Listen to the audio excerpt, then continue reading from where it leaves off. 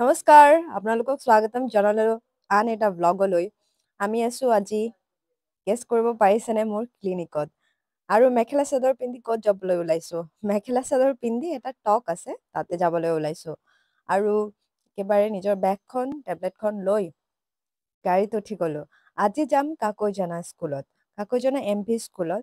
আৰু তাতে ৱমেন হেল্থৰ ওপৰত, বিশেষকৈ কিশোৰী বা এডলেচেন্স গাৰ্লছৰ ওপৰত তেওঁলোকৰ হেল্থৰ ক্ষেত্ৰত এটা টক দিবলৈ নিমন্ত্ৰণ কৰিছে। এই প্ৰগ্ৰামটো আয়োজন কৰিছে আছাম ছায়েন্স ছ'চাইটি বঙাইগাঁও ব্ৰাঞ্চে।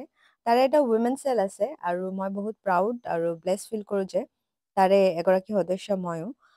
আৰু আমি স্কুল পালোহি। এয়া চাওক কিমান ধুনীয়াকৈ খেলি আছে, খেলিবলৈ কিমান ডাঙৰ এটা খেলপথাৰো আছে, ফিল্ডো আছে। আজিকালি ল'ৰা ছোৱালী অকল পঢ়া বাট খেলাৰ পাৰ্টটো চাগে বহুত কমেই। আহি পালোহি স্কুল। মই ছাৰহঁতৰ লগত আহি পালোহি আৰু ছাৰহঁত আহি আছে। মোৰ লগত আছে বিজৰা ৰেলৱে হাই ছেকেণ্ডেৰী টিচাৰ আৰু আছে বিজৰা ছায়েন্স কলেজৰ ৰিটায়াৰ্ড প্ৰফেচাৰ ছাৰ আৰু মোৰ আগৰ স্কুলৰ হেডমাষ্টাৰ আৰু ৰিটায়াৰ্ড হৈছে তেওঁ ছত্ৰ ছাৰ, লগতে মৃণাল ছাৰ। আমি আহি পালোহি আৰু স্কুলখন অলপ ভিতৰুৱা জেগাৰ হয়, কিন্তু ভাল লাগিছে। পৰিৱেশখন বহুত ধুনীয়া। ইনফ্ৰাষ্ট্ৰাকচাৰটো খুব বেছি ভাল নহয় যদিও ইয়াৰে মানুহ কিন্তু খুবেই আপোন যেন লাগিছে। ছাত্ৰ ছাত্ৰীসকল লগতে টিচাৰ্ছবিলাকক বহুত মৰম কৰিছে আৰু এনেকৈ আমাৰ প্ৰগ্ৰাম ষ্টাৰ্ট হৈছে। মেইনলি ইয়াতে আমি ছুপাৰষ্টিশ্যন যিবিলাক থাকে ৱমেন হেল্থ লৈ কেনে সেইটোৰ বিষয়ে কথা পাতিব আহিছোঁ। লগতে আৰু কিছুমান ৰিলেটেড টপিক যেনেকৈ চাইল্ড ট্ৰাফিকিং আৰু বাল্য বিবাহ, যিটো মানে 18 yearsৰ আগতে যিটো বিয়া হয়, অলপমান যিবিলাক ভিতৰুৱা জেগাৰ ল'ৰা ছোৱালী আছে সেইবিলাক কিন্তু বহুত কমন। চ' আমাৰ ছত্ৰ ছাৰ চাইল্ড ৱেলফেয়াৰৰ মেম্বাৰ হয় এতিয়া। চ' তেওঁ এই বিষয়ত বহুত ধুনীয়াকৈ আমাৰ ছাত্ৰ ছাত্ৰীক বুজাই দিলে। এই প্ৰগ্ৰামৰ পৰা মই শিকা এটা বহুত ডাঙৰ পাৰ্ট ছাৰে কি ক'ল শুনো আহক। যোনে ডিচি হ'ব খুজিছা তেতিয়াহ'লে আজিৰ পৰা 4টা বজাত উঠা, তেতিয়াহ'লে আজি 10 বছৰ পিছত মোক কবি বোলে ছাৰ মই ছাকচেছ। বোলে 7টাত উঠিছোঁ, গা পা ধুই কিতাপ এই ওলোৱা নাই, চিধা স্কুলত আহিছোঁ।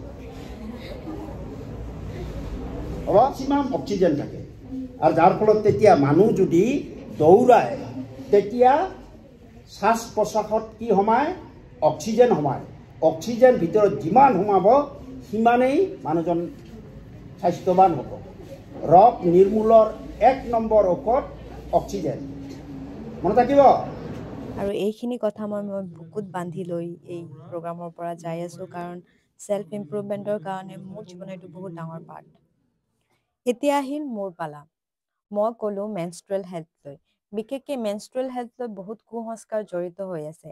যেনে পিৰিয়ড হ'লে টেঙা নাখাব, পিৰিয়ড হ'লে কণী নাখাব, তিয়ঁহ নাখাব, কল নাখাব, এনেকৈ বহুত বস্তু নাখায়। তাৰ কাৰণে কি হয়? বহুত ধৰণৰ বেমাৰ হয়। এইবিলাক একচুৱেলি চাইণ্টিফিক নহয়। টেঙা অলপ খাব লাগে, কাৰণ টেঙা খুবেই বেছি দৰকাৰ ভিটামিন চিৰ কাৰণে। অলপ পৰিমাণে, বহুত বেছি নহয়।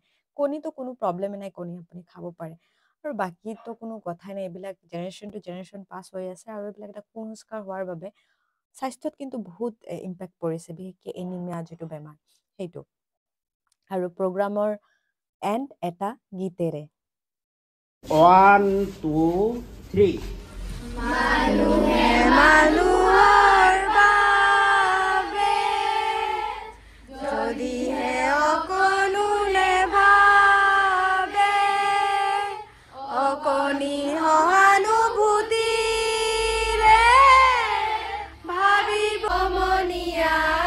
মানুহে মানুহৰ বাবে, মানুহ যদিহে নহয় মানুহ, দানৱ কাহানিও নহয় মানুহ। যদি দানৱ কাহানি বা হয় মানুহ, লাজ পাব কোনে নোপোৱা সমনীয়া। মানুহে মানুহৰ বাবে যদিহে অকণো নেভাবে, অকণি সহানুভূতিৰে ভাবিব কোনে নোকোৱা সমনীয়া।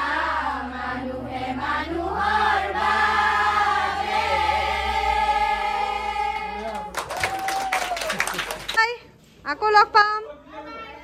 আৰু অলপ কিবা এটা খাই আমি যেতিয়া ওলাব ওলাইছো লাষ্ট সাৰপ্ৰাইজ আছিলে আমাৰ কাৰণে